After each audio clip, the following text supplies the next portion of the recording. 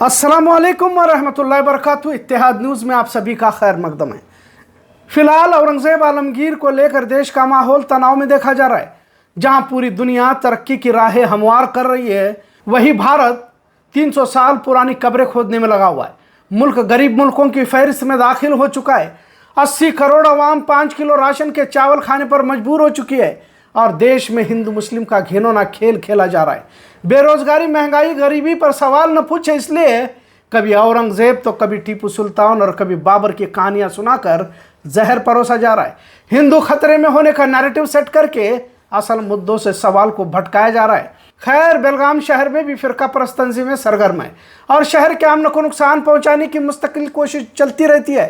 सबसे पहले बजरंग दल और वीएचपी की जानिब से पुलिस कमिश्नर को मिलकर जो मुतालबा पेश किया गया और मीडिया के सामने पुलिस कमिश्नर के दफ्तर के सामने जो बात कही गई, उस पर गौर करने की जरूरत है। पहले इस बयान को सुनिए। इसका नाम सुनील गौरवनावर है और कमिश्नर दफ्तर के सामने किन धमकी भरे अल्फाज में अपना बयान दर्ज कर रहा है। पहले बयान सुनिए, फिर आगे की बात करते हैं। क्रूरी ಔರಂಗಜೇಬದ ಬ್ಯಾನರ್ ಹಚ್ಚಾಕತ್ತಾರ್ರಿ ನಾವು ಅಂಥ ದೊಡ್ಡ ಬಾಬರಿ ಮಸೀದಿ ಕೆಡವೇವಿ, ಬ್ಯಾನರ್ ತೆಗೆದ ದೊಡ್ಡ ವಿಷಯ ಇಲ್ಲ ನಮ್ಗೆ. ನಾವೇನ ಶಾಂತಿ ಕಲ್ಲಬಾರ್ದಂತೆ ಕಮಿಷನರ್ಗೆ ಒಂದು ಮನವಿ ಕೊಟ್ಟೇವಿ. ಅನುಗೋದಾಗ ಅಂಥ ಕ್ರೂರಿ ಟಿಪ್ಪು ಸುಲ್ತಾನ್ ಬ್ಯಾನರ್ ಹಚ್ಚಾಕತ್ತಾರು, ಮತ್ತು ಔರಂಗಜೇಬ್ ಬ್ಯಾನರ್ ಹಚ್ಚಾಕತ್ತಾರು. ಈಗ ಹಿಂಗೆ ಬಿಟ್ರೆ ಮತ್ತು ನೆಕ್ಸ್ಟ್ ನಾವು ಬಜರಂಗದವ್ರ ಕಾರ್ಯ ಮಾಡ್ತೀವಿ. ಮತ್ತು ನಮಗೇನು ಒಂದು ಅಂಥ ದೊಡ್ಡ ಮಸೀದಿ ಕೆಡವೇವಿ, ದೊಡ್ಡ ಬ್ಯಾನರ್ ತೆಗಿಯೋಕೆ ದೊಡ್ಡ ವಿಷಯ ಇಲ್ಲ. ಈಗ ಸ್ಕ್ರೀನಿಂಗ್ ಅಂದ್ರೆ ಏನೇನು ತೋರಿಸ್ತಿದ್ದಾರೆ? ಟಿಪ್ಪು ಸುಲ್ತಾನ, ಔರಂಗಜೇಬ ಬ್ಯಾನರ್ ಹಾಕತ್ತಾರ್ರಿ. ಅಂದ್ರೆ ಹಿಂದೂಗಳು ವಿರೋಧಿಯಾಗಿ ಅವ್ರ ಬ್ಯಾನರ್ಗಳೆಲ್ಲ ಹಾಕಕತ್ತಾರೆ. आपने इसके अल्फाज सुने होंगे। ये कहता है कि हम गली में जाकर बैनर फाड़ सकते हैं, बाबरी मस्जिद को गिरा सकते हैं तो बैनर भी फाड़ सकते हैं। मतलब किस हद तक इसकी जुर्रत बढ़ चुकी है, ये बात समझने की जरूरत है। हमने इससे पहले भी कहा है कि जुर्म का कोई मजहब नहीं होता। जब भी जुर्म होगा कार्रवाई होनी चाहिए, फिर वह किसी भी धर्म मजहब का हो। लिहाजा इस बयानबाजी पर भी कार्रवाई जरूर है। इस तरह की मांग शहर में की जा रही है। मुल्क भर में अचानक औरंगजेब को लेकर नजरिया बदल गया है, जबकि सैकड़ों सालों से औरंगजेब की तारीख पढ़ाई जा रही है। आज जो उछल कूद कर रहे हैं, ये तमाम अफराद स्कूल में औरंगजेब की तारीख पढ़कर ही बड़े हुए हैं। खैर, इस बात को भी नज़रअंदाज नहीं किया जा सकता कि औरंगजेब ने 50 साल तक इस मुल्क पर हुकूमत की है। क्या आप तारीख के उन औराक को भी फाड़ डालेंगे जिनमें यह तारीख दर्ज की गई है? और आरएसएस के गोलवलकर और हेडगेवार के उन बयानात का क्या करोगे जिन्होंने कहा कि संभाजी महाराज हुकूमत के काबिल नहीं थे? क्या उन अल्फाजों को भी मिटा डालोगे?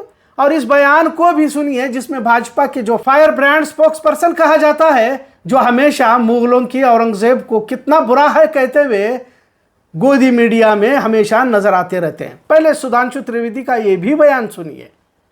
उत्तर दिया। अब मैं आता हूं उत्तर देने के लिए। देखिए, जो उन्होंने कहने का प्रयास किया कि सावरकर जी ने माफी मांगी है, तो माफीनामे की जो बात है वो तो उस जमाने में बहुत से लोग एक प्रिस्क्राइब्ड फॉर्मेट पे बाहर निकलने के लिए माफी मांगते थे। छत्रपति शिवाजी ने 5 बार पत्र लिखा था औरंगजेब को, तो उसका मतलब क्या? मगर अब क्या भाजपा के इन लीडर के खिलाफ कोई रैली, मोर्चा, एहतजाज निकाला जाएगा जिन्होंने शिवाजी महाराज के बारे में बताते हुए कहा कि 5 बार औरंगजेब की माफी मांगी थी? मतलब अपने मुफाद को या अपनी सियासत को जिस तरह मैच होता है उस तरह से मुद्दों को बनाया जाता है और बिगाड़ा जाता है। इनके हक में फायदा हो तो ये विलन को भी हीरो बना देते हैं, अगर फायदा न हो तो वो हीरो को भी विलन बना देते हैं। और टीपू सुल्तान के खिलाफ बोलने वालों पर तो मुकदमे दर्ज करने चाहिए, क्योंकि जब भारत की आवाम गुलामी में थी तो आज़ादी का सबक इसी शेर मैसूर ने भारत की आवाम को पढ़ाया था और कहा कि गीदड़ की 100 साल जिंदगी से शेर की एक दिन की जिंदगी बेहतर है।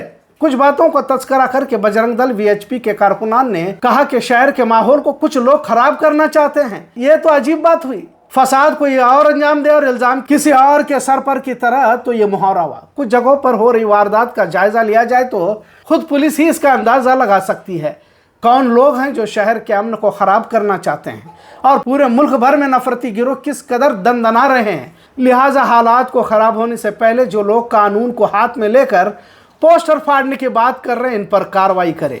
ना सिर्फ बयान देने वाला बल्कि इसके पीछे जो भी ताकतें हैं इन पर भी कार्रवाई करें। यकीनन आज बजरंग दल हो या वीएचपी या कोई भी हिंदुत्व तंजीम पर सख्त कार्रवाई मुश्किल है, क्योंकि अब इंतजामिया भी इन पर कार्रवाई करते हुए कतराते हुए देखने को मिलता है। महाराष्ट्र में हुए नागपुर फसादात में भी देखा गया कि 8 बजरंग दल वीएचपी कारकुनान को हिरासत में तो लिया गया, पर जमानत उसी वक्त अदालत में दी गई। अब इस तरह की सहूलत क्या मुसलमानों को मिल सकती है? ये भी उतना ही मुश्किल सवाल है, क्योंकि हम हुबली फसाद में देख चुके हैं। 2-2 साल तक सिर्फ पथराव की वारदात में यूएपीए के तहत जेल में रखा गया। मुल्क के संविधान पर हाथ रखकर कसम खाने वालों को अब ईमानदारी से काम करना चाहिए, लेकिन ऐसा फिलहाल तो मुश्किल नजर आ रहा है। अब योगी आदित्यनाथ हो या महाराष्ट्र के वजीर आला फडणवीस हो, इस हद तक नफरती बयानबाजी कोई कर सकता है क्या? ऐसा सोचने की नौबत आई हुई है। शुक्र है कर्नाटक में कांग्रेस की हुकूमत है। अगर भाजपा की हुकूमत आ जाए तो इंसाफ की उम्मीद यहां भी बेकार हो जाती है। कानून के रखवालों को इंसाफ से काम लेना होगा। आखिर बाबरी मस्जिद को तोड़ सकते हैं तो गली में घुसकर बैनर भी फाड़ सकते हैं। ये जुमला इंतहाई गैर जिम्मेदाराना है।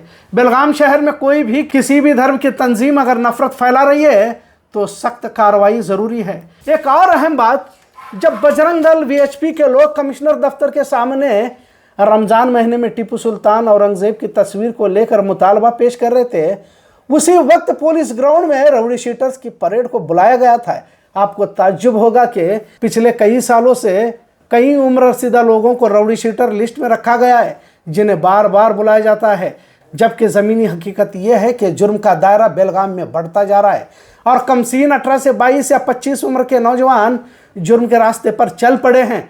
बजाय इनकी तफ्तीश करके जो हकीकी मुजरिम है और जो जुर्म को अंजाम दे रहे हैं, इन्हें पकड़ने के 50 उम्र से ज़्यादा पुरानी लिस्ट को ही बार बार बुलाया जाता है ताकि तादाद बड़ी नज़र आए, जबकि जुर्म करने के तरीके बदले हुए हैं और पुलिस भी इससे बखूबी जानती है। महज एक भीड़ को इकट्ठा कर राउडी परेड किया जाता है।